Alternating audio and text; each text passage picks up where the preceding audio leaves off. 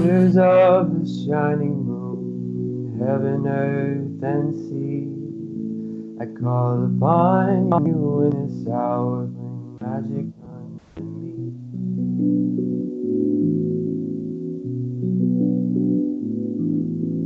Brothers, oh, the cauldron cries, it singeth unto me, songs of Mother Goddess and the Father in the tree.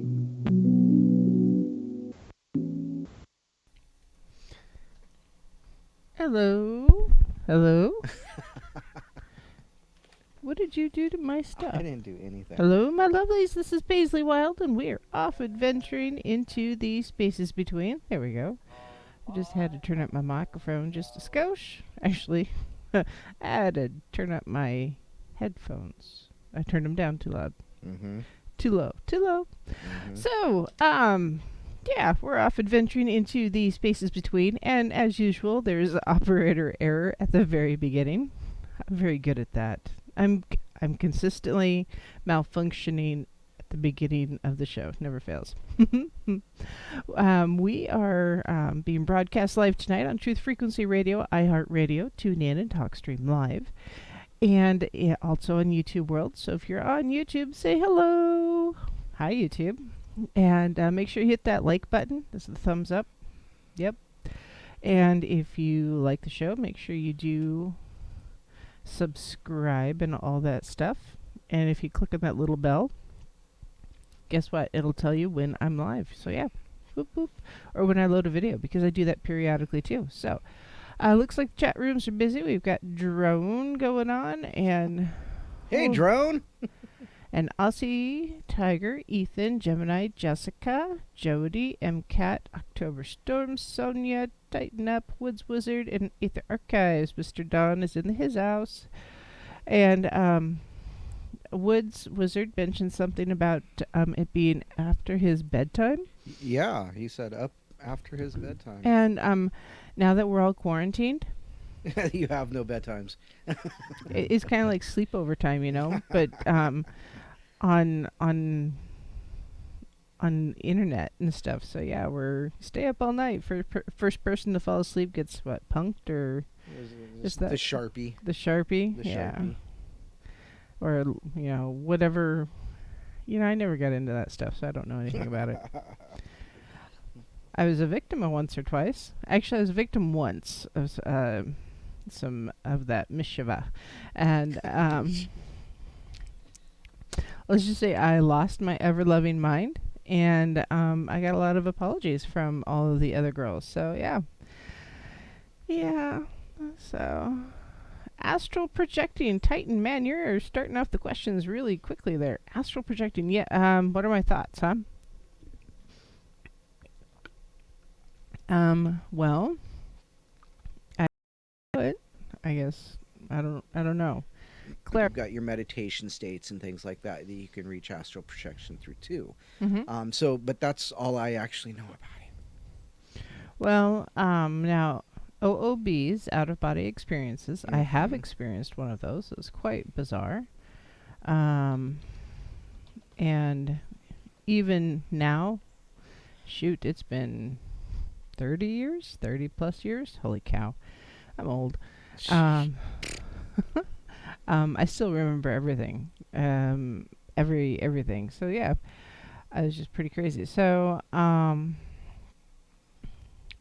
as far as Ethan, don't drink the moon water. That's the key there. You can drink the moon water. It's okay. It's for you. If you make it, it's yours. Some people put other things than water in there. Did you know that? Well, if it's yours, you know what's in there. Okay. So yeah, astral projecting, from my understanding, is basically you're allowing your consciousness, your subconsciousness is releasing from your body and getting into the astral fields, where often you can connect with your spirit guides, spirits, sometimes the deities, and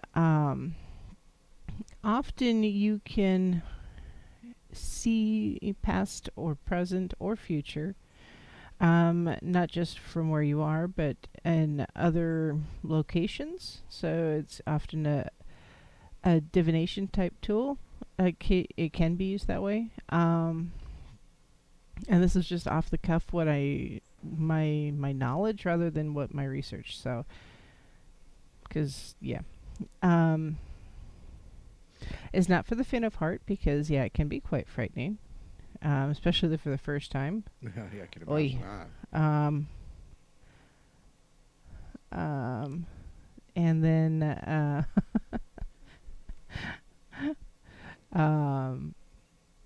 let's see what. Yeah, you can travel to other realms. Think of it as your Ichabod Crane, and you're visiting the Christmas past or Christmas future, that kind of thing. You can see not Ichabod. That's Scrooge. Scrooge, not Ichabod. Scrooge. Sorry, it's just it came whatever.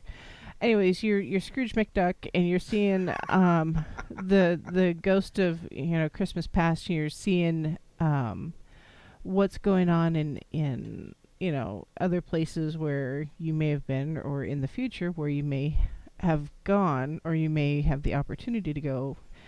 And you can see, but you cannot interact. So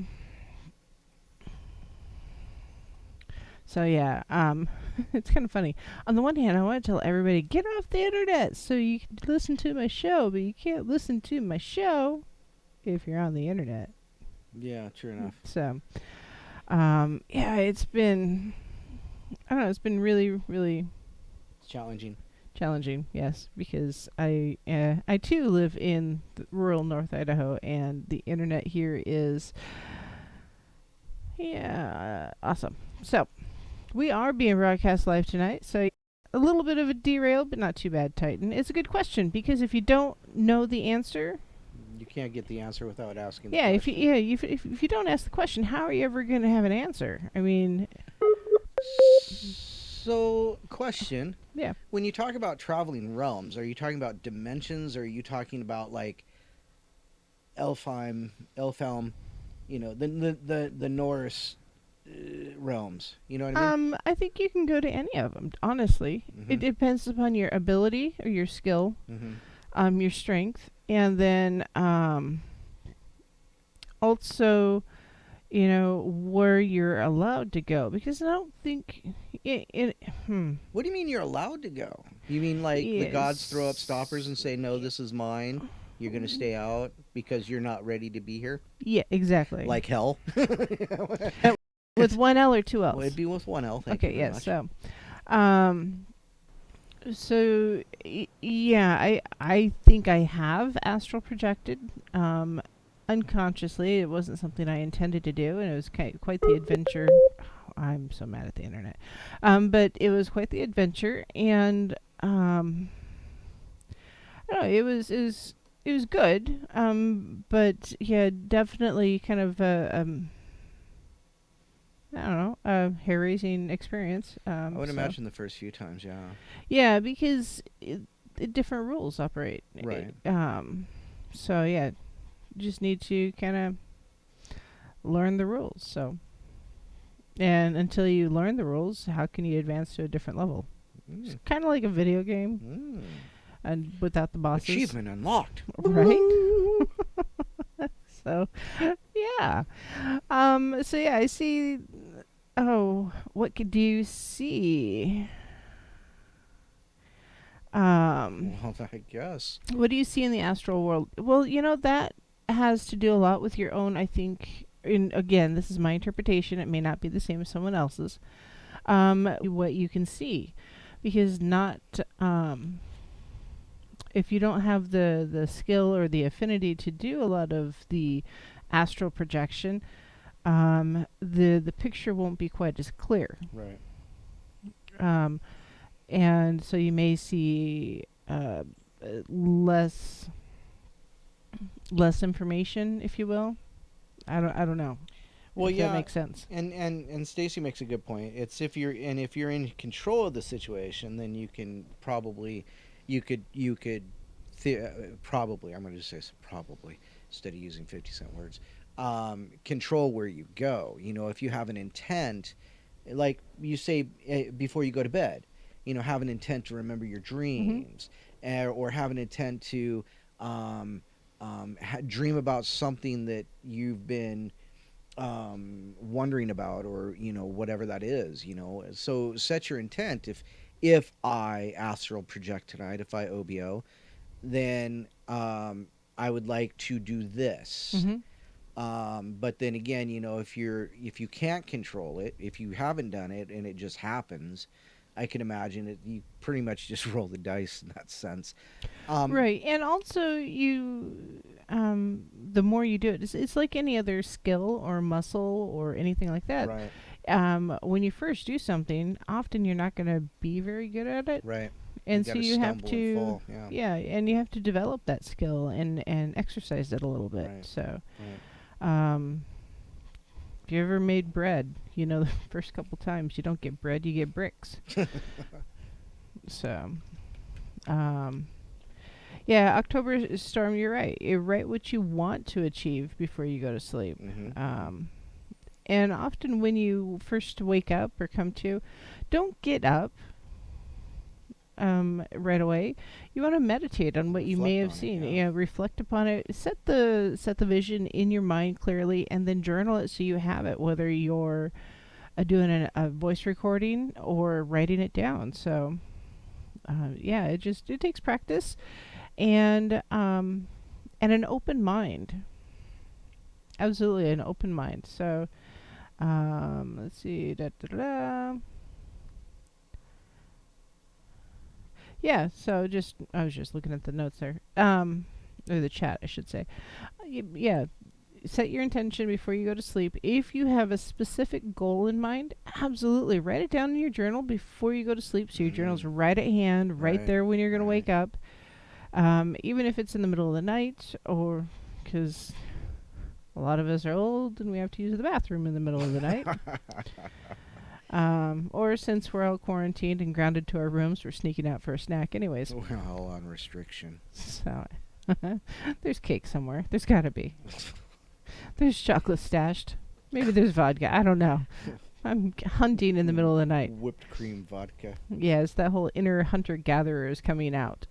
and I'm looking for something. So yeah, astral projection I think is interesting. And yeah, more trips to get the bigger picture. I know there's one particular scene I've gone to often, and it's taken me a while to explore it completely. So yeah. And Aussie says he's never used a diary, and for shame, you should be using a diary so you can see what you're doing. What'd you lose? I lost something. It just doesn't matter what I lost. I just lost it. Was it your marbles? Yes, that Okay. was. Wendy, I found them. No, it wasn't your marbles. So yeah, yes, we are not restricted. There are no travel restrictions in astral projection. so, um, so yeah, I don't know. I hope that answers your questions, Titan. And if not, ask again and we'll clarify or muddy it up. And if someone has a better answer and wants to call in and listen to the bleep bloops, go ahead and give us a call. That number is 213-233-3998. Or if you're across the pond in the UK, it's 443-393-2871. What do you... It's bothering me that I can't find what I lost. Oh, child. Really? Yeah, exactly, Sonia. Sorry. Thanks. October Storm says, remember one thing, and that will be the key to get back to the same place. So, like, remember that you have to go back and write in your journal. Exactly. That's it's just that simple, or do that. What was it called? The movie.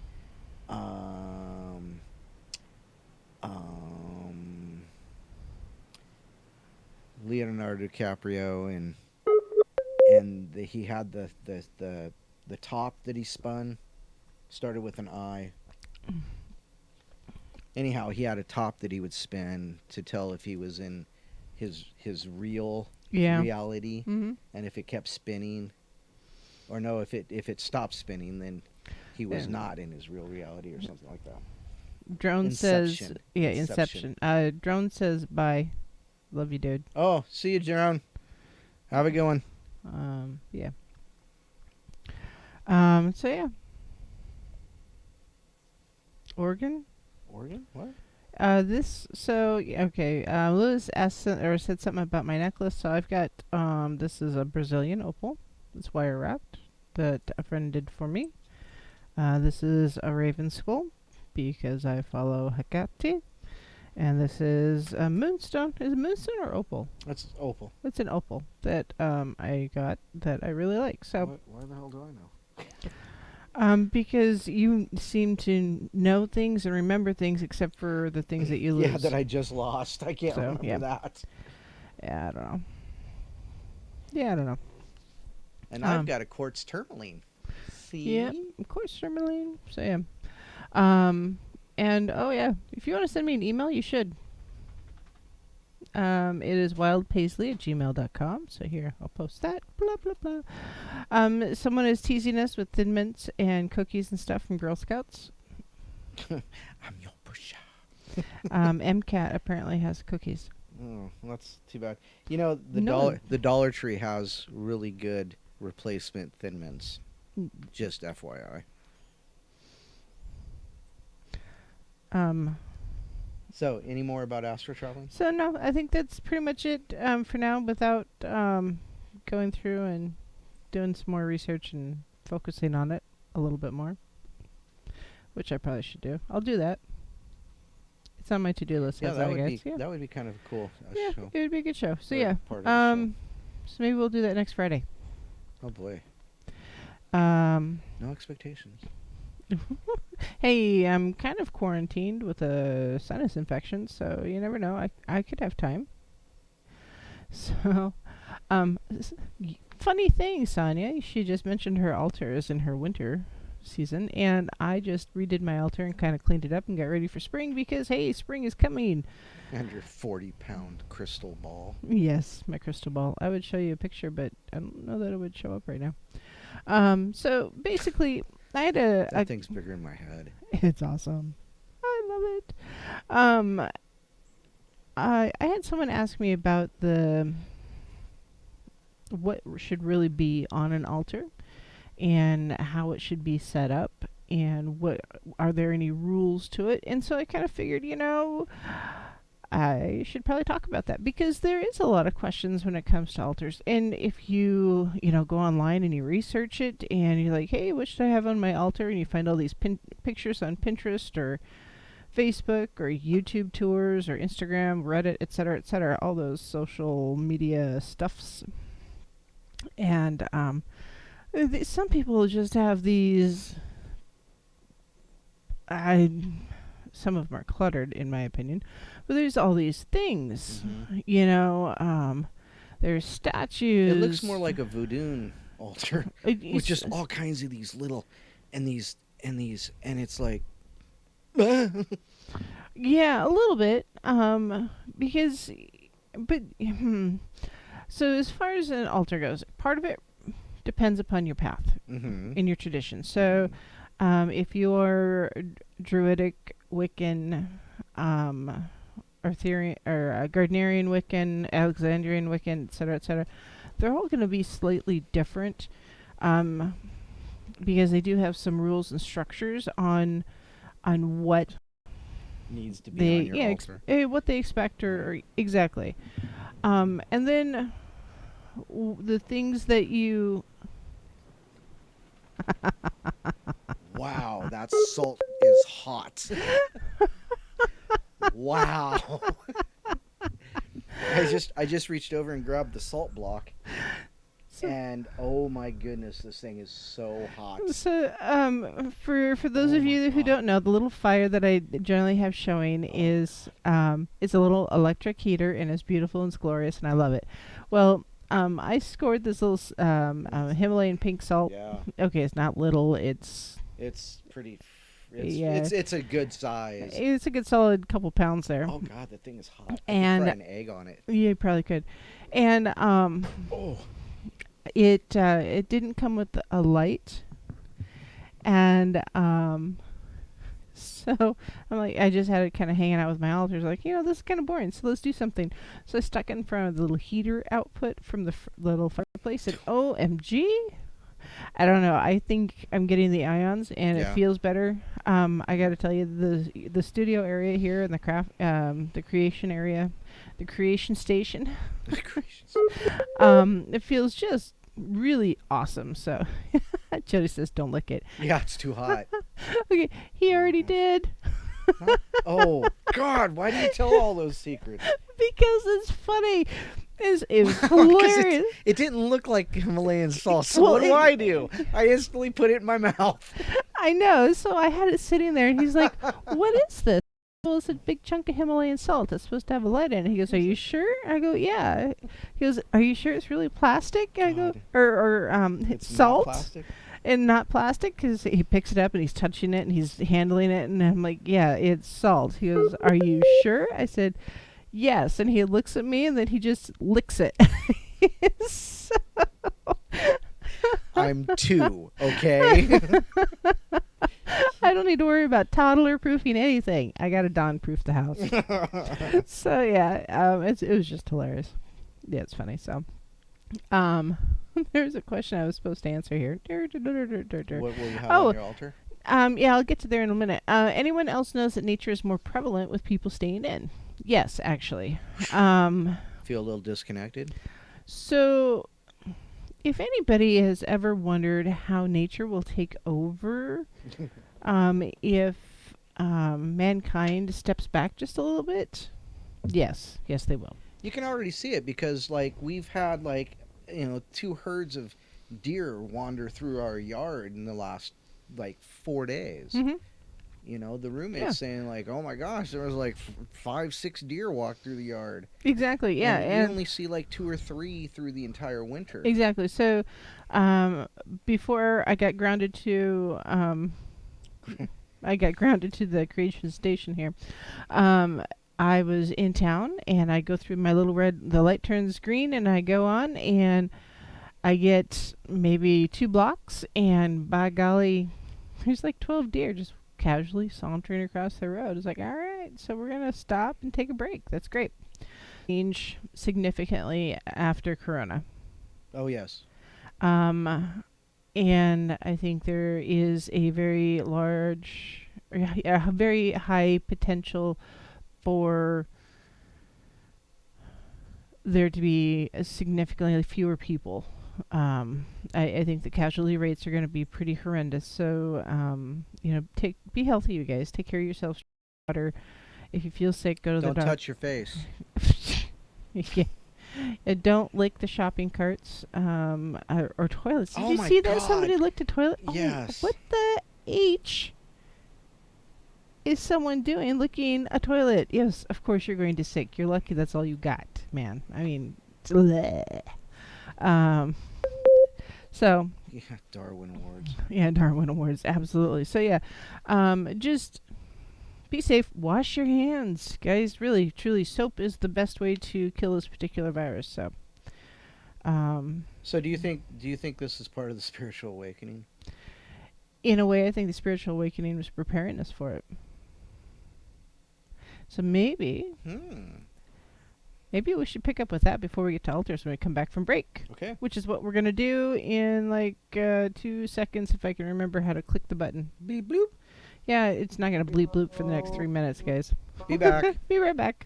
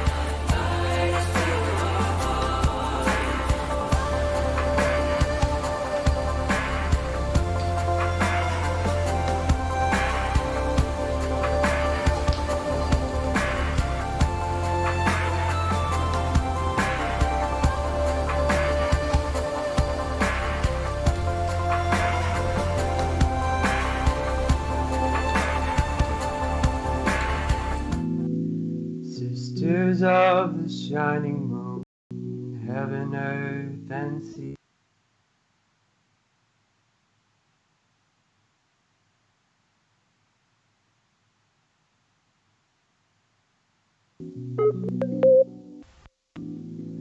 Brothers, all the cauldron cries that singeth unto me, songs of Mother Goddess and of Father in the tree.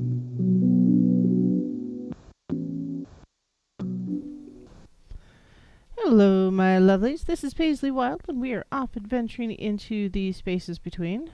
By the way, if you do want to support the show, please do so. You can check it out at patreon.com/the spaces between. So yeah, that's me. And we can also go to etsy.com/shop/Monarch Mountain Studio. And by the way, I am working with a lovely artist. Oh, yes. Yes. If anybody's seen the horse picture behind Dawn And the bumblebee. and the bumblebee also, there will be some artwork by the same artist that will be available through Etsy probably in the next week. It depends on how the quarantine goes. Mm-hmm. I have to go get tested to see if I can go back to work. If I have a fever, my quarantine continues. Wait for your quarantine haircut. Hey, I already had my quarantine haircut. Can't you tell? I lost my split ends. It was awesome. Anyways, so yeah. I'm such a guy. Yes, I know. It's okay. We know you are such a guy. You're so focused on grooming the beard, you don't notice much else. Anyways. Whoa. I don't have my comb tonight. I'm actually quite surprised. Yeah. Anyhow. Anyway, so the spiritual reset and all that jazz, or awakening, I should say. So yes, the spiritual awakening that I think started last year, but it really hit a bit more like a lightning bolt. When we flipped over into 2020, or maybe an earthquake would be better. A pebble in a puddle. I don't know how you want to put it, but Chaos theory. Yeah, exactly, something like that. And with the spiritual awakening, I think it was preparing us for the virus. Not so much because there was something coming for sure, but mostly, or there's a virus coming for sure, but I think it was mostly something was going to happen. Most of us felt that there was something going to happen. Yeah. You could feel the energy building to something. It was very, very much intangible, I think, for a lot of it. Yeah, and Brent mentioned it several times through the entire year last year. There's something coming, the energy shifting, things like that. So. Absolutely. Yeah, energy is definitely shifting. And so I don't know. It's they are related. They are connected. One did not cause the other. I think they're more parallel happenstances. The virus and the energy shift and everything. The you awakening. think so? Because here, let me read something real quick. First of all, Gemini says, "Yes, Dawn. It's like Mother Earth has sent her children to their rooms so they can think about what they've done and what's really important." Yes, I agree. In a lot of ways. Gemini says, Jess says, not all of us deserve to be punished. That's true. However, there are, I'll keep that to myself. But Gemini says, not a punishment, but a stepping back from life. Yeah, to reminisce and think about, what we've done, what we could do better, differently, certainly. And then... think about it. How many people are working from home right now that are not driving? Yeah. A lot of them. So that lack of driving, the gas is reduced, the demand for the transportation is reduced, and going to the office has been reduced. You can work from home. Now, some people don't have the ability to work from home, and I get it, because some people are just idiots, but... Thank you. Well, no, Anyhow, keep going. No, because they just don't have the mental capacity to be that independent. Oh, gotcha. Anyways, it was... I don't know. It really seems like there's, in a way, there's a constricting of the family unit. Everybody's coming back home just a little bit. And, taking care of... families back together. Putting the family, yeah. To write that energy. A little bit, yeah.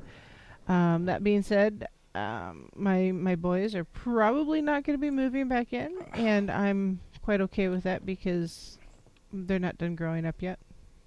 Yes, I know one has children, but I don't care. They're still running on some of those childish ideas. Yeah, they just haven't grown up yet. I mean, just that's part of the reason why once upon a time you were apprenticed out to somebody else and you had to gain your at least journeyman status before you really got to come home again. Right. So there's some value to that. So what did you say about the virus and the awakening? They were running what? Parallel. Parallel. Sonia says could be part a link to this virus. In part could be in part a link to this virus. So Mother Nature throwing it out there and saying, okay, you know what, Georgia Guidestone style, there's too many of you idiots here, thinning the herd, Mother Nature style through this virus. Maybe. Well, yeah, there is some She of also that. said that we messed with King Tut again. Yeah, we did. We brought his sarcophagus guy out. It's supposed to be. Anyways, so in nature, if you've ever read any studies or done any studies, depending on where you're at,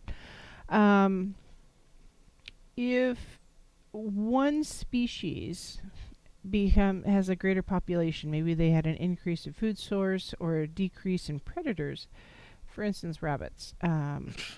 Just because it's an easy one to do. So you have an increase in food, decrease in predators. Suddenly you have a whole bunch of rabbits. They're everywhere. Rabbit, rabbit, rabbit. So as a result, their food availability decreases and their predators increase. And often illness will be an issue because there are too many rabbits per square foot or whatever it is, and so the potential for disease becomes greater.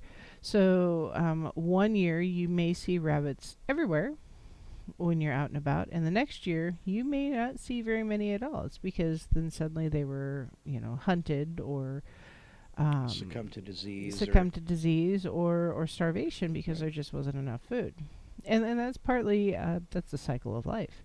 Then as a result, the coyotes are like, shoot, where'd our food go? And they start eating the neighbor's dogs. So so yeah, it just such a bad thought. yes, no, Jessica, I know you're not an idiot, honey. I like Mr. Don here, he can't work from home either. So yeah, I can't, yeah. Some folks are essential employees and they have to go to work, and man, for that, Jess, you're one. MCAT, I know you're one. Don, you're one. That's hard. You're going out in public and you have to be around the people that are either infected or going to be infected, and right. Y'all should get hazard pay at the very least, or some sort of bonus. Something. Yeah, a little some on the side. I don't know what it would be. I mean, a free pallet of TP. I don't know. Hey, that toilet paper's worth its weight in gold right now. So I tell you what, MCAT, if you ever make it up here, we'll bring you a pizza and the beer. Yeah, absolutely. And a working toilet. Yeah. So, hey, Julia joined. Hey, Julia. So yeah, it's it's a very much a time of uncertainty. Also, and there's a lot of fear out there. So being out in the public and having to deal with those people that might have fear, man, I can see how that might be causing stress too. I mean, because that's an entirely different thing. Like here locally, we had some guy in the produce section pull a gun on the produce manager in one of our local grocery stores and demanded toilet paper. Yeah. He was in the produce section. I don't know if the guy handed him a cabbage or what happened, but I mean, rub it like this for 30 seconds. And right. And here's moist towelette. So it just, it's, I don't know, it'd be stressful, and I get it. So take care of yourselves. Be safe. Wash your hands and all that. So, we were talking about spiritual awakening. Though. Yeah, but yeah, it's spiritual awakening is. I think it's a painful process for many, because a lot of people who don't want to acknowledge that there's spirits around us, or that there may be more than one deity, or that there are other paths to walk. I know that there are The Jehovah Witnesses will probably knock on your door. Maybe not. They may text it in this time. They're going to phone it in. You get a text that says knock, knock, knock. It's like, Don't who's answer there? it. Jehovah Witness. Do you have a moment to talk about our Lord and Jehovah Savior? Witness him. I mean, it's, yeah. More It's, like Jehovah's Witness what? yeah. And, so, I don't know. But yeah, the spiritual awakening, it's really hard for people to encounter or accept that spirituality or the potential awareness of it, and allowing yourself to experience it when you're so busy going here and there, dropping the kids off and picking the kids Oh, up and taking yeah. this meeting and that meeting and Slowing late. down of life. And so sometimes we have to slow down just a little bit in order to hear the rest of the message, whatever it may be. So, Common theme among lots of. because yeah, right now there's a lot of people slowing down. There's no soccer. There's no sports. And I don't have a lot of sympathy for the professional ball players that don't have gyms to exercise in. Oh my goodness. Dude, if you have a $3 million mansion, I'm pretty sure you can find some place to jog. So yeah,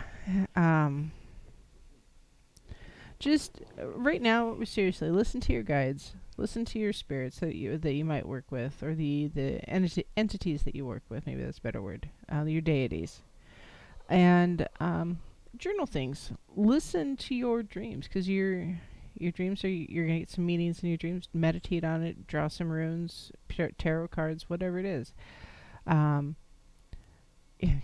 Yes, I totally understand Julia. Julia wants outside. Yeah. Julia, I think you can run around on your deck, make some circles. As long as you don't leave your yard, you can go outside. Yeah, go outside. Just don't leave your deck. Which, yeah, I don't know. So, I don't know. Spiritual awakening, it's happening. Maybe we had to slow down to hear it. Yeah. The earth is calling you. Stop and listen. And I know that they've done, like NASA has taken pictures of the different countries as quarantines have happened, and the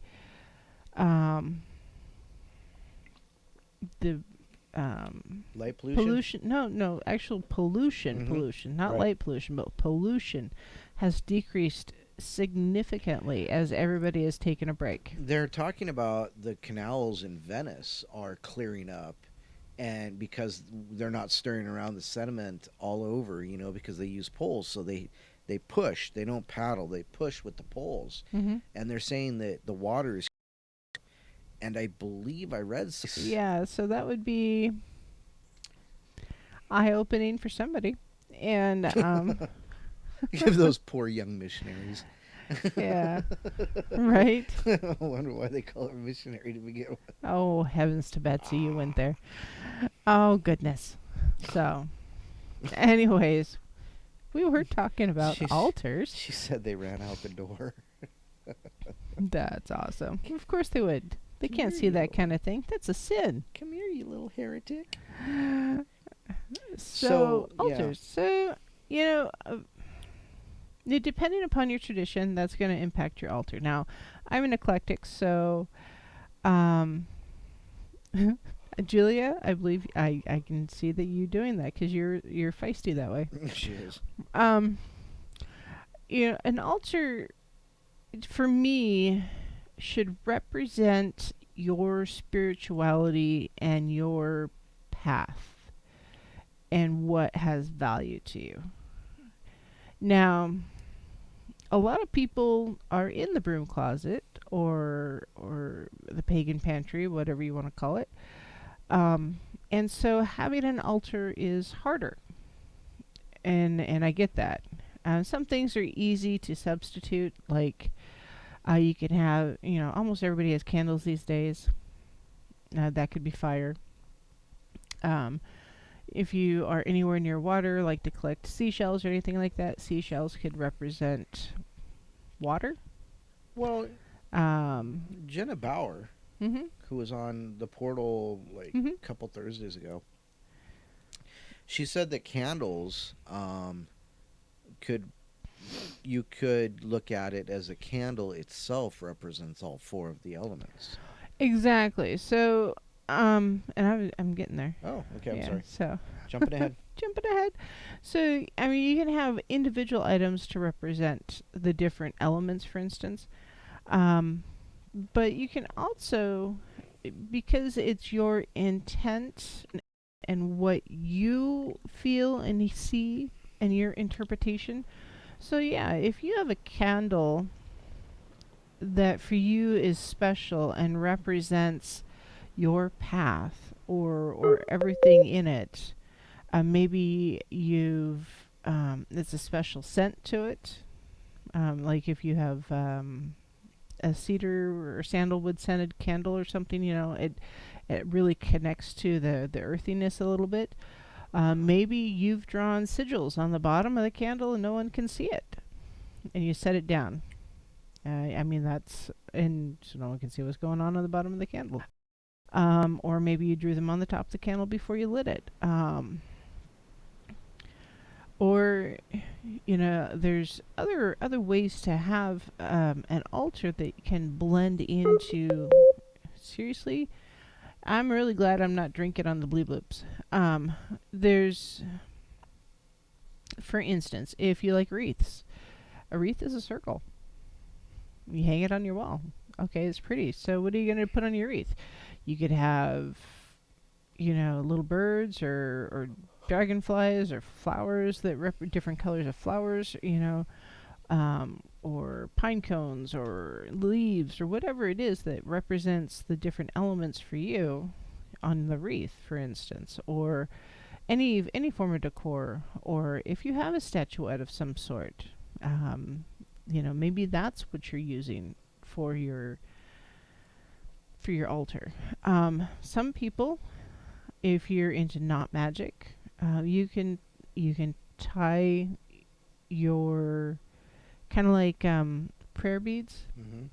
If you tie the knots and you're setting your intent that this is representative of my altar, this knot equals earth, and this knot equals air, and this one water, and this one fire, and this one spirit, for instance. And maybe you've got some beads on there and you have it on your keychain, and it's an altar to go. And nobody knows that it's an altar. It's just representative of your spirituality. Right. So there's no reason for you to look at a Pinterest altar and think, OMG, I cannot possibly be pagan or a witch because I don't have any of that stuff. Well, you know what? Most of us don't. A lot of those altars are more for show than they are for, actual use. I mean, be simple if you can, because a lot of times you're going to be using the stuff that's on your altar. I know, like, on mine, I've got the crystal ball, I've got salt, and I've got moon water, I've got sage and some rocks, and I've got a candle, and your horse. I've got the horse for Epona, and I've got my athame and an antler and a little figurine that I made of the goddess. And so for me, those are all personal to me. They're not specific to somebody else. So for me, it works. And just keep in mind that you don't have to go all out. You don't have to go to an esoteric store and buy all this fancy stuff. Exactly. Oh, hey, Lucky.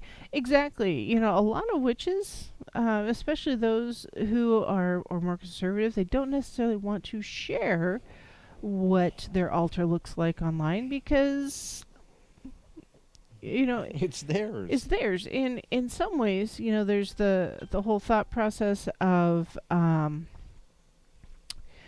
if you take a picture of someone, you're taking their energy or you're a part of their soul. Well, in a way, if you're taking a picture of your altar and you're putting it up on Facebook or YouTube or whatever, how much of that are you just giving away the energy of it, that thing that you created? So, generally speaking, if you are going to have an altar space, cleanse it first. Really, truly, just cleanse it. Often this is soap and water. Um, it could be you just need to dust it or clean the area around it. Get rid of the debris.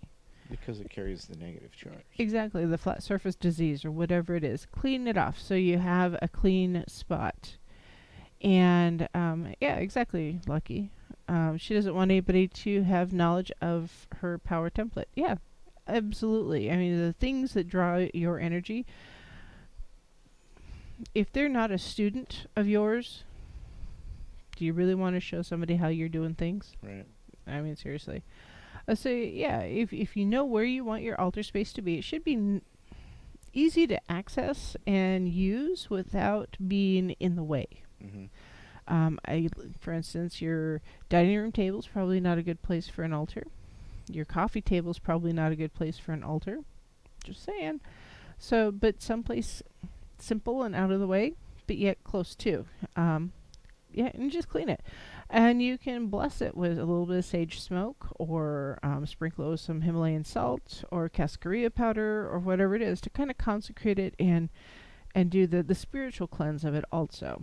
Maybe some moon water to bathe it in just a little bit. Yeah, to wash it all down. So, and you know, because it is an energetic thing that you're doing in creating this altar and putting the composite bits and pieces to it, they are on you. So, you know, focus your intention and what is it that you want to achieve with the altar? Because if it is your intent to find peace and happiness with the altar and you put a lot of negative deity stuff up there and dark stuff, it's not exactly going to be peaceful. Yeah, you're fighting yourself, and it's not yin and yang. You're just straight up. It's two wet cats, and they're unhappy. I mean, seriously, you don't want to do that. You're at cross purposes. So don't do that. And you know, maybe that intent using just use your finger, whether it's dipped in moon water or just thinking about it. Draw your intention or write your intention on there. Just visualizing it. Use your finger as the pen and write it on the surface of where you're going to put your altar. What is my intent? So you're really focusing it. And then as far as tools and stuff, a lot of it's going to be found really truly in your kitchen. You don't have to get fancy stuff. You need a wand. It could be a wooden spoon. Yeah, that was a magic wand when I was a kid. It's not that kind of wand. But you don't have to have something fancy. Maybe it's a chopstick that you decorated up. I hear October Storm makes some very, very lovely wands. I'm going to have to go look those up. You're going to show me, right? Yeah. Okay. She's on your She's on your Facebook. Okay, but sometimes I need to be pointed in a direction. Ah, okay. There's a lot of squirrels living up here. And they like shiny things. And I think your dog needs out. Yeah, go find a stick. Oh, Basil? Yeah, Basil needs out. Or a blanket, I don't know. Probably Yeah, a stick, a chopstick, a dowel. A wooden ruler. A wooden ruler, really, truly. I mean, it doesn't have to be something fancy. Things. It needs to have meaning to you more than anything. It has to have some sort of importance to you. Yeah. And yes, you can use your hand as your wand. You can technically use your hand as an athame also. Often wand and Cutting athame. cords, Yeah, often wand and athame are very interchangeable. So yeah, if you don't have a chalice, the really fancy one, go get a juice cup out of your fridge or your closet. I mean, cupboard, whatever. Or a little bowl or, a toothpick. Maybe it's a teacup. I don't know. And so yeah, if you have a kitchen knife or a paring knife that you like, but it's worn out, use that as your athame. It doesn't have to be fancy. It's been imbued with your power, your Exactly. energy. It's got to be connected to you. And yeah, you can represent the four elements. Honestly, truly, Oh gosh, it's break break time. time. We'll be right back. Honest and truly. Honest and truly, we'll be right back.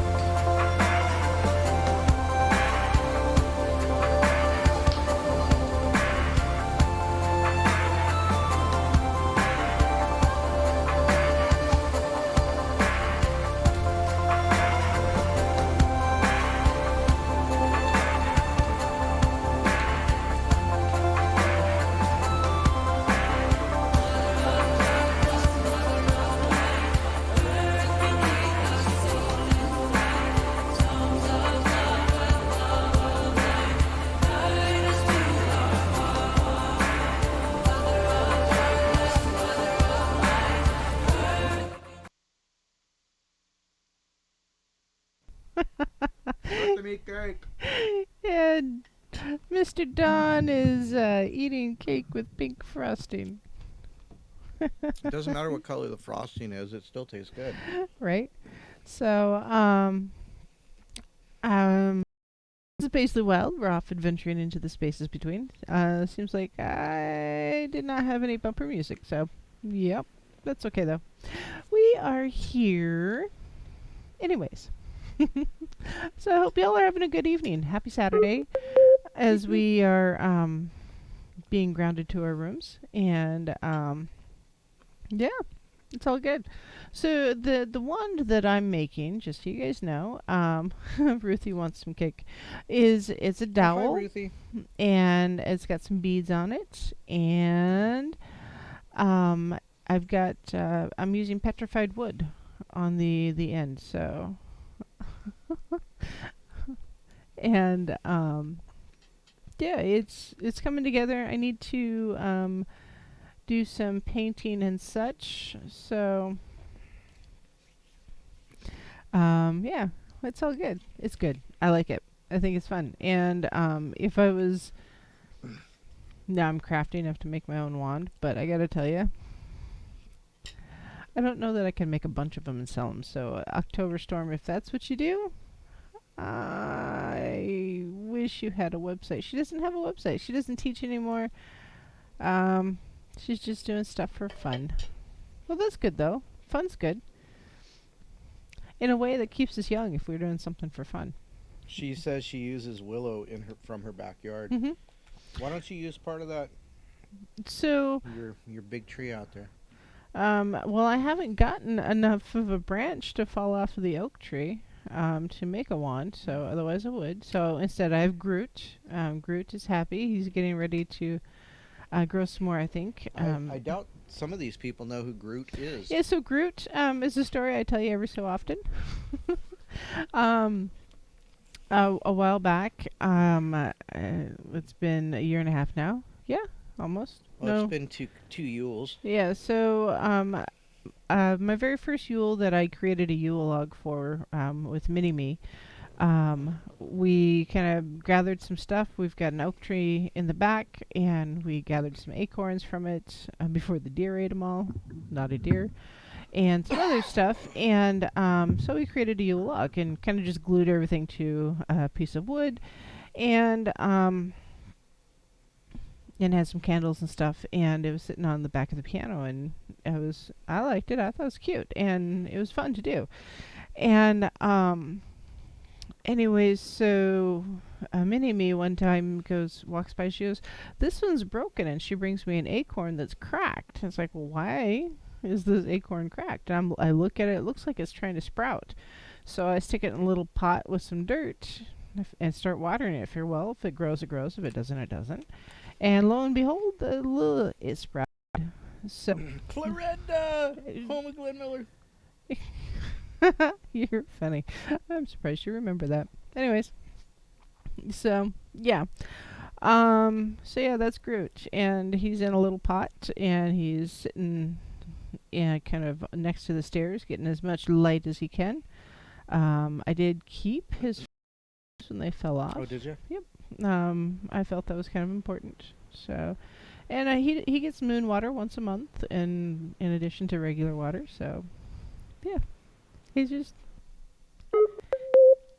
my little Groot. So yeah, but I really don't have branches fall from the oak tree. When we first moved here, and there's the oak tree, he had lichen and all sorts of stuff all over him, and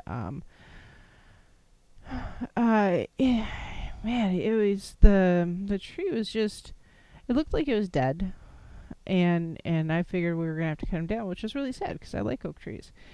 And the longer we've been here and the more energy I've put into him, the healthier he's been. And so yeah, he hasn't really lost very many branches. Naysay has offered to make me a wand if I can get a branch from the oak tree to fall. So, but other than oak trees, I do have elderberry here, which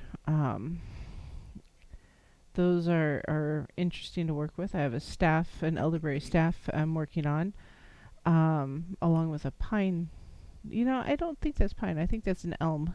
A vine elm is the other one that I've got there that I'm working on. And then, but we've got lots of birch and pine and tamarack and fir and all that stuff. So, we've got walnut. The walnut tree drops stuff every so often, but mostly it's birch that's dropping branches. So, well, we've got the cedar in the back. Yep, and the cedar. So, I do have cedar smudge sticks that I make myself, and those are fun. And I kind of like burning them because I feel like I actually have a real fire. So, Oh. And so Lucky says she's an oak tree, I think, with moss all around it, and Rusella mushrooms come up periodically under him. So, oh, he just lost his winter leaves yesterday, so he's ready for his spring jacket. So that's cool. I love trees. And ironically, I have a small allergy to pine pollen, but I still live in North Idaho. Don't ask. It's where this is home. So, anyways, altars.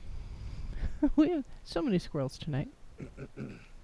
So often when with our altars we have some sort of representation of the four elements. Now this could be Just keep going. you're just banging things around over there. You're noisy tonight. Banged one thing. You can use an individual thing for each of the different elements, or you can do one thing that incorporates all of the elements. So it kind of depends. Like, say you have a water fountain on your altar, it could happen. There's little desktop fountains all over the place. Maybe you have rocks in there, so you've got earth and water. It's pretty easy breezy. So that would be two elements. Maybe you've got a spot for a candle in the middle of the fountain. I don't know. So there's fire too. So it's just whatever it is that works best for you. Now, generally speaking, if you have water on your altar, try not to use like city water with a lot of bleach in it. Okay. It just doesn't have the same connection. So if you do have to use city water, have it take it out or fill like a mason jar and sit it out for a couple days and stir it just a little bit and let that chlorine evaporate, because it will evaporate. And unfortunately, fluoride does not evaporate. yeah, that's true. And that's actually, if you've got a chance to leave it out the full moon, have moon water on your altar, because that's what I use actually. Or maybe if you use a full sun, sun water. I would love dogwood. I wish I had dogwood. Yes, the elder trees. I've got all sorts of elder branches. I've got some branches I'm trying to figure out how to turn into pipes to play, like musical pipes, not smoking pipes. Right. Because I'm not that. Yeah. So yeah, rainwater's good too. Snow, melted snow. But it all depends on where you're at. And so that would be water. Maybe for earth, it could be dirt. It could be a little potted plant. It could, depending on how you're trying to camouflage things. I do know some people have used a potted plant, and they will put little things in the dirt to represent the other elements or the rest of their altar. So it's a plant, and hey, whatever it is, and they say, and the rest of their altar components are just right there in the plant itself, so no one can tell that it's an altar. It's just, hey, this is my plant. Because you can get those water globes, stick them upside down. Hey, you've got water in your plant. So, yeah, seeds, absolutely. Pine seeds, pine nuts, sunflower seeds. Why do you have a bag of sunflower seeds over there? Oh, I just left them there. Don't worry about it. I'll get it later. There's all sorts of ways to camouflage your altar. So, Naysay, just so you know, I am 2 hours every Friday and every Saturday. So, yeah. Your wish came true, and I am here for 2 hours every Friday and Saturday. Boop, boop. So, yes. October storm. Fire is hard. Use a dragon. Boom. I was thinking fire ants, but that's probably not a good idea. Yeah, so a dragon is good, or something that represents fire. Salamander, phoenix. Oh, you could do one in a terrarium. Yeah, absolutely. You could do a terrarium. Wouldn't that be cool? A little salamander in there. It's got his dirt and his rocks that he suns on, and you got the light for I was heat thinking like a plant, and you do like a little fairy garden in it. We went two totally different directions. Whatever. You do your little fairy garden over there. Yeah, I'm not really excited about having another critter to feed. So, Oh, because they eat like crickets and mealworms and crawly things. So, oh, please. if for Earth, yeah, you could have dirt or a rock. Rock represents dirt. You're gonna need water in there. For a rock, Oh, we already talked I about was water. still talking about the term. For air, and you could have a fan, a bell, a You could feather. just blow on it as you're doing your ritual. Sure. Well, no, it's your altar. You want to have it stay there. So Yeah, so a permanent representation. exactly. And if you don't have a feather, just put your intention out there. It's like, hey, world, I would like a feather to do this thing, and meditate. Put the intention out there. A friend of mine was talking to the trees. She apparently wanted a feather for some reason. I don't know quite why. There's a chicken here. Her name is Hen Solo, and the chicken was following right behind her. She turned around, scared the chicken, and she dropped 3 feathers. So yeah, she got her feathers. So yeah, and Hen Solo has started laying eggs. So apparently she's tired of being alone. She pet rocks. And fire, yeah, like I said, it could be a candle. You don't have to light the candle. It could just be a candle. Maybe it's a dragon candle. I don't know. Yeah, so just October Storm says red jasper Mhm. represents fire and earth. Mhm. River stone, of course, in Yeah. the water, so that's water and earth. yeah. So there's, you can combine your elements. You don't have to have like a gallon jug of water and a potted plant and a campfire and a fan. It blowing air all the time. One of those oscillating fans. A lot of it. What is it that you are doing? What is it you want to accomplish? Yes, I do believe that is a Warbringer shirt that Don is wearing. No, this is actually this is War Ripper. Okay. I do have a Warbringer shirt though. Okay. Whatever. War Ripper is a band from Joel Grind, Toxic Holocaust. He's more famous for Toxic Holocaust. Okay. Jess knows what I'm saying. Okay. She's the one asking. Yeah, manifestation. Set your intention. What is it you're trying to accomplish? Now, if you are if your altar is for your ancestors, maybe you want pictures of your ancestors. I've got pictures of my ancestors. Maybe instead of pictures, you draw something out, or you have some sort of representation of your ancestors. And if you are worshiping specific deities, or I say honoring rather than worshiping, honestly, because Yeah, worship for me is more of a that's- Christian thing. Yeah, But that's because I'm not going to get down on my knees and say Hail Marys to Hecate. That just doesn't sound like right. that's not my gig. That's not my jam. I revere her and I honor her, which is an entirely different thing. So, and I ask her for help. So, Naysay, what Skip it, size are you? skip it. Okay.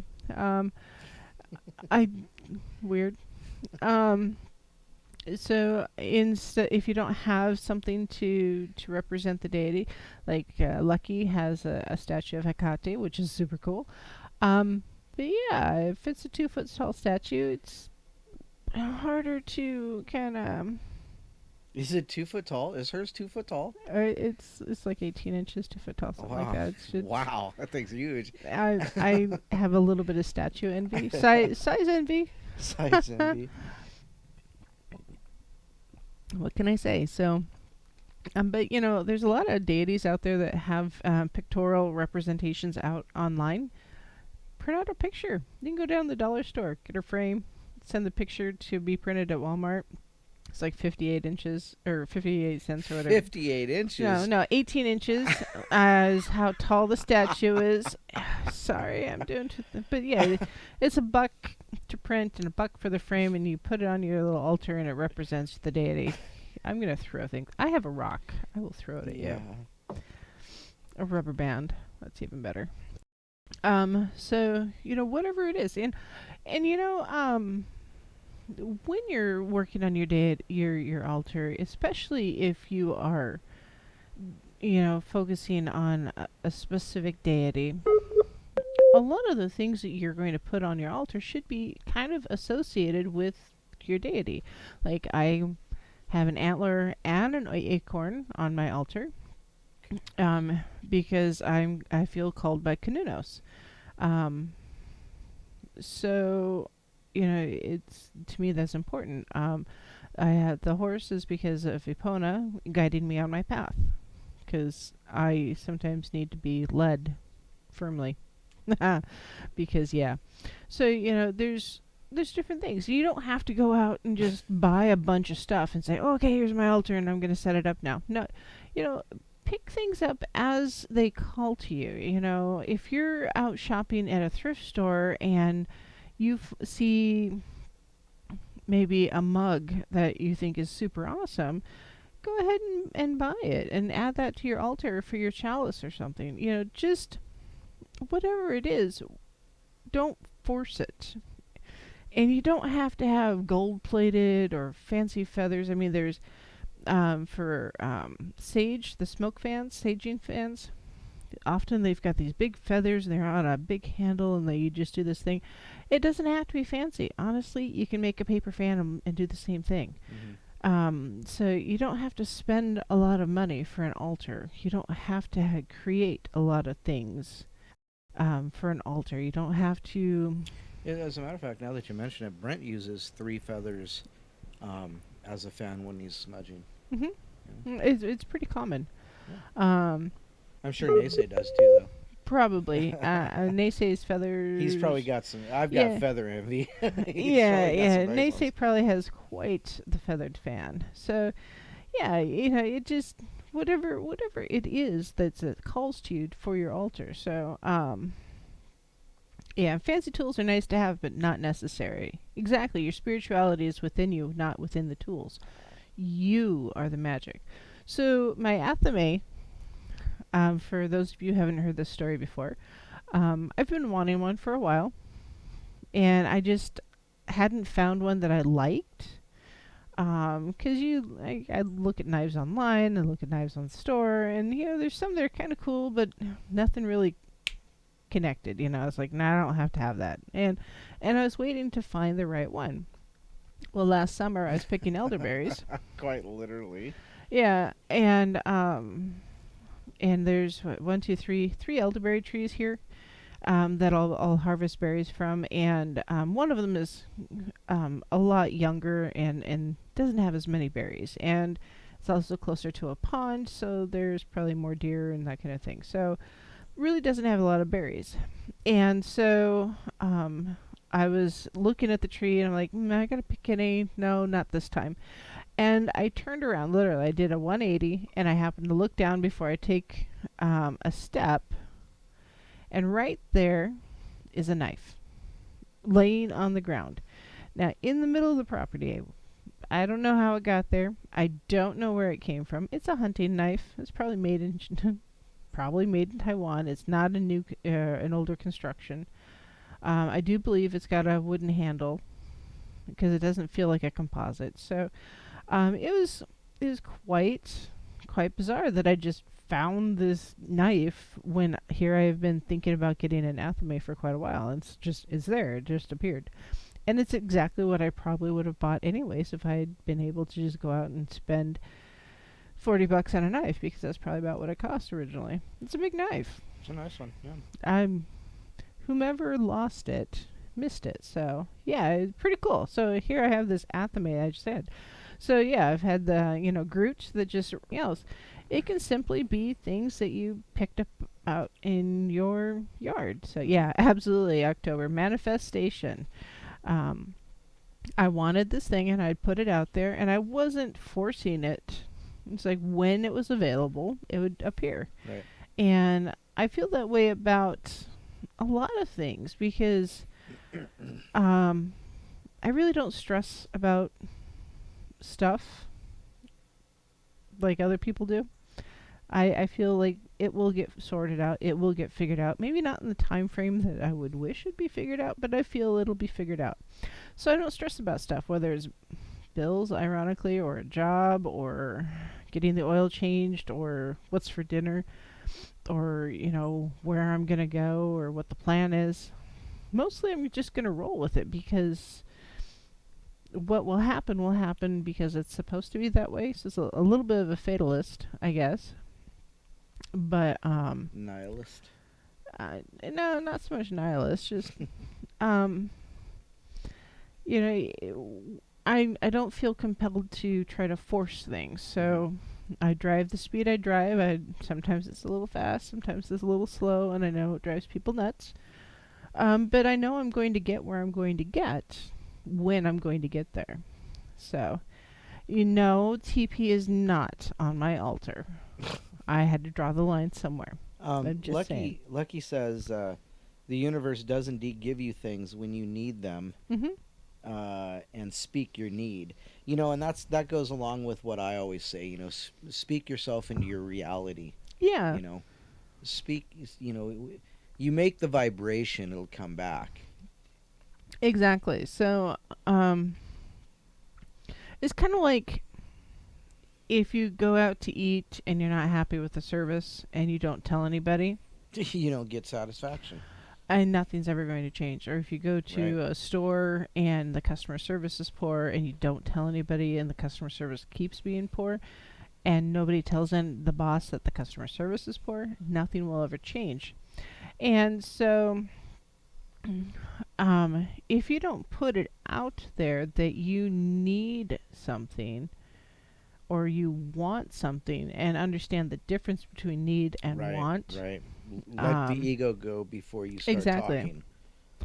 So, and yeah, for me, I feel like, petitioning your ancestors first is appropriate because they have a stronger connection to you. So like, hey, ancestors of mine, so what can I do to fix this?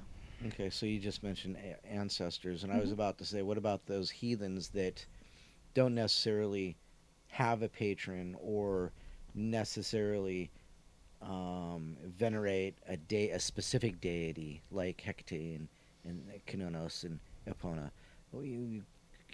Because I feel that my mind goes, if I'm doing the right thing, I may get rewarded. If I get rewarded, I have to honor the deity that I would associate with that particular thing, that thing that was given. So I mean, yes, I do believe speak into reality. Yeah, I'm going to say, So October says Lord and Lady, so it keeps it pretty simple. And, that's something a lot of pagans will do, or witches, is instead of saying, a specific deity, it's the masculine Lord and the feminine Lady, and that's just what they go with.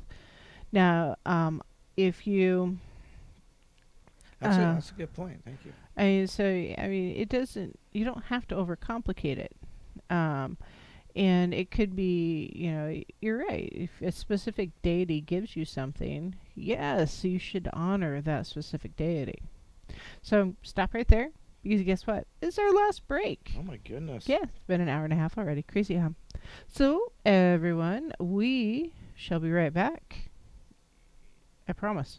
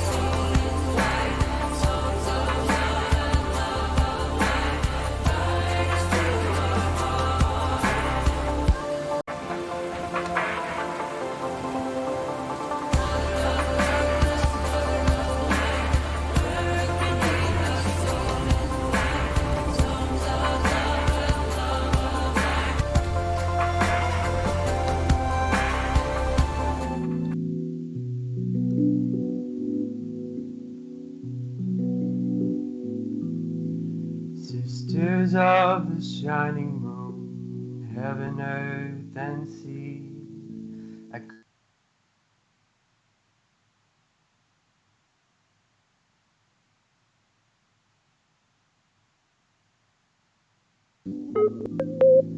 Brothers, oh, the cauldron cries, it singeth unto me songs of Mother Goddess and the Father in the tree.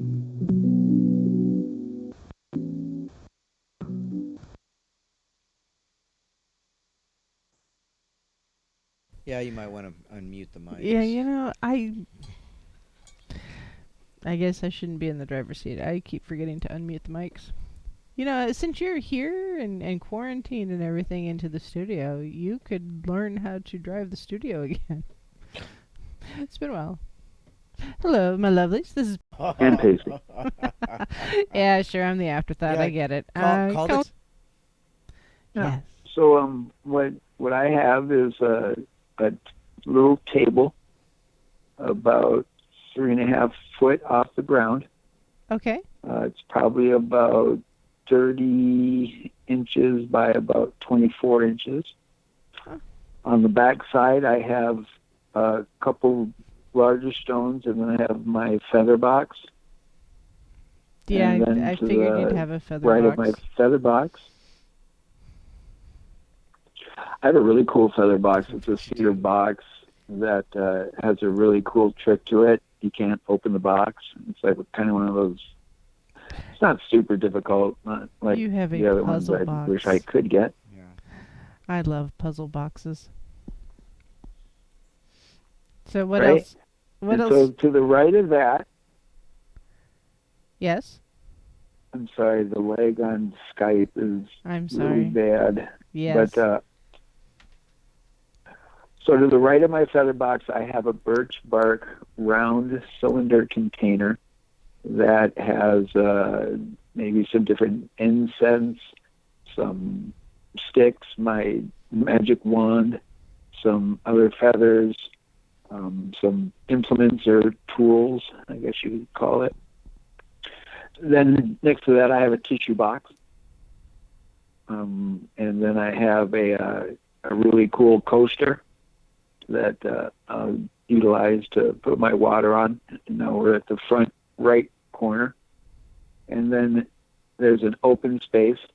So if I need to put something on, a little maybe 10 by 10 square open spot, so you can put stuff there to put your intentions into it. Mm-hmm. And then I have a roll of some tinctures and herbs and whatnot. And then I have a pipestone carved medicine shield, an Ojibwe medicine shield, which is an X in a circle. And that's where my shell sits upon. And then I have a candle. And then I have a jar for my matches for the sticks. Because I really like to use matches instead of a Bic lighter. But I have used Bic lighters. I am a hypocrite. Sometimes in a pinch they do work better than damp matches. Yes. And then I have my stones and some other personal objects that I use when I go out and about. When I feel like I want to ward up a little bit more than usual, I'll bring some of these other extra things that I have. So that's about my thingy-majiggy there. But I have my pipe box, which is right next to my altar. So when I go full-blown ceremony, and then when we get that far, then I will pull out my bear skull. And it's really funny how some Christians will react. And I like to claim that I'm a born-again pagan because I was raised in Christianity. Born again pagan. I like it.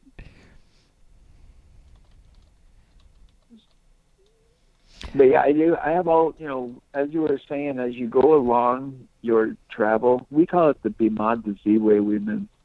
And when you follow that path or that road, common definition of bimad is the way we. Oh, I hate it when it does that.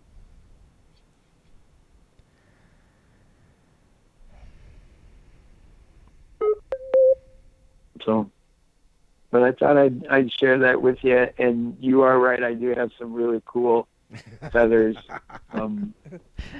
I have some that have been beaded, like some eagle feathers. All right, yeah. I was very fortunate last summer to go to a Sundance in South Dakota, and it was so. I think I shared. I don't remember if I shared it with Brent personally or if I shared a little bit about it. You shared on the show. The portal at one point. You shared on the show. I was there. Yeah, but it was. Yeah, talk about magic. Yeah. That's incredible, and I say to anybody, if you want to learn these things, and you can find somebody that's willing to take the time, and if you're willing to go there and listen, there's a lot of elders, Native Americans, that are willing to go there and learning. So yeah, if you're willing to give them the respect that they're due and honor them, it's an entirely different conversation than if you just, walk up to them and demand answers. So. Well, we all talk of a time or the want or the desire or even the need for a mass enlightenment, a collective consciousness to suddenly elevate, to bring us beyond, what's going on, And I have personally witnessed doctoring by elders, where they've eradicated all sorts of disease, but yeah. Somebody asked if there's any way you could kind of pray for everybody, dealing with the virus and being grounded to their rooms, or is that something you'd be interested in doing? Not necessarily tonight, which I kind of putting you on the spot.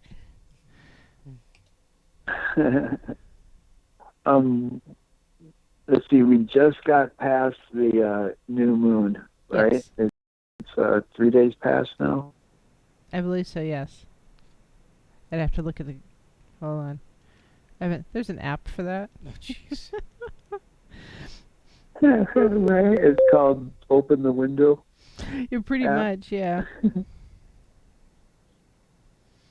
And I've apparently Googled moon phases enough that if I type in the letter M, It's the first thing that pops up. yeah, moon phases 2020 pops up right away. So, October. Is that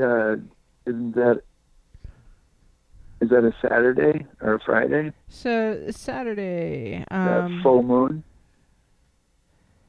The full moon will be April 7. It's considered a supermoon and a pink moon. Oh, that's right. Yeah. And So moon coming up. Today, yeah, we're. Oh, what is this? I can't read that screen. So yeah, we're about 3 days past the new moon. The new moon. Yep. Okay. Well, I ask everybody, pay attention to where the rest of the moon is to be, and watch and see if you witness lights going across and turning, and, because we only have a little sliver of the moon right now. Mm-hmm. And so there's like a dark spot in the sky. Yes. And if you can see, supposedly there's a lot of, this is reports from the reservation, there's a lot of lights in the sky going on lately. So if anybody else hears about it, put it in the chat or let me know and stuff, because this is like, Don's heard me talk about this, the 7 fire prophecies. Mm-hmm. So if you want to do like an intention, where we can manifest intentions, maybe that full moon. But is that or that Friday or Saturday closest to the full moon? Yeah, we could probably do that. Because when you synchronize, from what I've been taught, when you synchronize with the greater cycles and you utilize those pivotal points of a cycle, it kind of helps you follow the stream of it. And, just like where they'll use the gravitational pull of a planet to, slingshot a satellite out, Mm-hmm. so does those points of the cycle, like on the full moon and the new moon, and even in the waning and the waxing. Because when it comes to medicine, plant medicine, the waning and the waxing are very important to pay attention to. Yes. So the full moon's on a Tuesday, so either the Saturday before or the Friday after. It's kind of right smack dab in the middle. And that's a week from now, or 2 weeks from a week from now, next Saturday? Now. Yeah, so next Saturday. You want to do it in the first hour or the second hour? Let's do it. Well, how about you call me sometime this week and you can talk about other stuff and we won't bore everybody with. Yeah, I like that plan. Turn it to the day. That's a good plan. This is a good plan. So yes, we will do something. Yes. Moon magic. Yeah, I'd be honored. Yeah, I think it'd be good. I'd be honored. Because I would then have everybody do an exercise or an experiment. Start making a list of needs, preferably over wants. Yes. Yeah, need. Because needs are always easier to fulfill. Yes. Wants are a little more difficult, I believe. Exactly. Because they're open to interpretation. So, all right, yeah, I will give you a buzz later this week and we'll get it sorted out. All right, I'll pay geese for my way women. Toodles. Love you, Naysay. Thanks, Naysay. Love you, too. So, no, I think that'd be a great idea. Thank you, Naysay, for agreeing to that. Getting together and kind of doing something online, and doing something, kind of focusing the intention, because I think,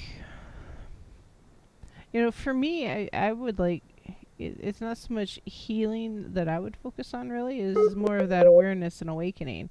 So I think the more aware and awakened that we are, I think the better chances that we have of overcoming the virus, and because the greater connection that we have to the world around us, I think the healthier we are, and the more internal protections we have. And I think that was part of what was being mentioned earlier. Especially Gemini, I think mentioned it. Being reminded of how much of a connection we have with the earth, and basically Mother Earth sending us to our room and disconnecting us, and then going, okay, so now you remember why you're in trouble? Okay, go get your bare feet out there. Yeah, so she's changed the password on the Wi-Fi until we get it sorted out. Exactly. So no, I think opportunity to grow and weed out those that don't want to grow or can't grow. And also those that are ready to leave and move on to the next thing, the next life. Because hence the coronavirus. Yeah, because and unfortunately, I think there's going to be a lot more deaths than people understand that there could possibly be. There's quite a few scientists and doctors who are saying that this is going to be in line with proportionately with the numbers as the Spanish flu, which was absolutely horrendous across the world. So. And we often feel like, well, that can't happen to us. Right. And in a way, it's ego. 100%. Yeah, it's 100% ego. Yeah, it's not because yes, it can. It can happen to us. We're just little mortals sitting here on this ball and or this him as plain if you feel that way. Exactly. October 100. I agree with that too. I've said that before. It's like, we're not getting out of Yeah. this alive. You can't take it with you. And the one thing that everybody has in common, Death. death. Life and death. We're all born and we all die. And honestly, I feel that we cannot move from this life to the next, or this experience to the next, without going through the doorway of death. So, I couldn't imagine any other way. well, yeah. I mean that's. We're here to learn what we learn, and then Mhm. we're here to take what we learned back with us. Mm-hmm. And who knows? Maybe when we go through the doorway of death, we won't need TP. We'll have 3 seashells. I don't know what that means. Have you never seen Demolition Man? Oh. Oh. Right. Seriously, are we not living in those times? Taco Bell is winning the franchise wars because they have breakfast that is awesome. I mean, if you're going to have a breakfast burrito, Get the why? sausage scrambler. Exactly. Why would you go to McDonald's to get a breakfast taco? Because Taco Bell has tacos. And now we can't touch anyone, so, the whole greeting and high fives, There is one aspect of that movie that I don't prefer, though. What, the rat burgers? No, Which one? the glasses and the. I don't know why. Excuse me. Ew! You exchange bodily fluids? Yeah, that one does make me giggle. No, that's the one that I can't get with. Oh yeah. Oh, nacho fries. Love the nacho fries. They're But, just fries dipped in cheese sauce. Seasoning on them, and they're yummy. And I don't. They'd be better if they were tater tots. You can't really go wrong with tater tots. Point. Taco Time has tater tots. Yeah, I know. Anyhow, So- wrap up your show. Get serious. Yep. So seriousness. So yeah. When it comes to altars, it really is. Follow your intuition and kind of your instincts when it comes to creating your altar and the items that you're going to put on your altar. Don't add things to your altar because it looks cool. As I use both, the answer is yes. So, yeah, exactly. You're gonna pay attention to that. So don't put somebody else's bar soap on your altar. That's quite the analogy. There's a visual for you, all hairy and I don't know. October Storm, general question. What to use as an altar? So, like Nace said, he uses a little table. Julia earlier mentioned that she had a bookshelf that she used, a shelf on her book. I'm using the top of my little electric stove. So, Because the stove represents fire. oh no, just because it's cute and I like it. Well, It makes me smile. and it makes that And it makes the salt rocks salt just get rock hot. Hell. I think Anything that will accommodate. yeah, it's got a call to you. I would suggest that it be stable because if you're gonna put things on your shelf, you don't want it wobbly. Or possibly an altar to go. A yeah, box, a yeah, shoe box. yeah, something. Take Yeah. your things out, rebuild the box, or flip the box over and build. Oh yeah, there's all those travel altars. You can buy a travel altar kit, or you can make one. I even have a little travel altar just in case I need to take it with me. So it just make sure it's a sturdy surface. And if you have little ones, I would say Up high. up high, unless they understand not to touch. But Somebody for- said something about. I think it was Sonia said something about she keeps hers up. yeah, she has as to well. because she has toddlers. Yeah. I have a 30-pound crystal ball sitting on my altar. I think it's more than 30 pounds. That dang It's- thing's heavy. It's heavy. So it sticks. I wouldn't want somebody to bump it accidentally and have it land on their toe. Can I pick it up real quick? Yeah, you can pick it up real I'm quick. just asking. It's yours. Yeah, no. Yeah, so Don's gonna grab the crystal ball here in a moment, and It's huge. Yeah, your kitchen Wow, table. this is more than 40 pounds. This So- thing's huge. So yeah, you may have to change the light. Here, can I spotlight you? There, how's that? I Um, can't hold it. I can't really you can't do that. successfully hold it with one hand. I don't want to successfully hold it with one hand. Oodle-oot-doot-doot. Yeah, you really can't see it. It's really not visible. There. Now you guys can see it because I've got a light on, and the beard's upside down. Yeah, the beard's upside down. So yeah, if you guys can see under over, yeah, it's a humongo crystal ball. So The yeah, thing is huge, and it's heavy. so yeah, It's very, very heavy, so and yeah. it's very, very clear. No inclusions. So yeah, we don't want that to fall on Oh, anyone. So gosh. yeah, Oh my gosh. yeah, from the journey from this life to the next, no matter what it is, you got to be prepared for it. Yeah, Titan. I got that for Christmas. I was pretty stoked. Yeah, you can have your altar be on the ground. It could be in your glove box or your console. I mean, I generally just would recommend someplace safe, Yes. and stable. The crystal safe, ball is keep for safe. divination, Lois. I'm working on my learning my divination. I am able to manifest a mist into it. So, but I haven't been able to see what you might be able to see yet. So yeah, just working at tree stump. Yep.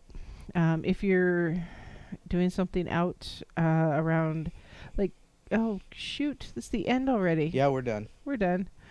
Crackers. We'll come back. We'll talk about it next time. So And Merry just meet think, and just Merry think you part didn't and think Merry you would meet have again. enough to go for 2 hours I today. know. Gosh. Good night, everyone. Good night, all. Love you. Bye. As we will, so mote it be the spell forever does.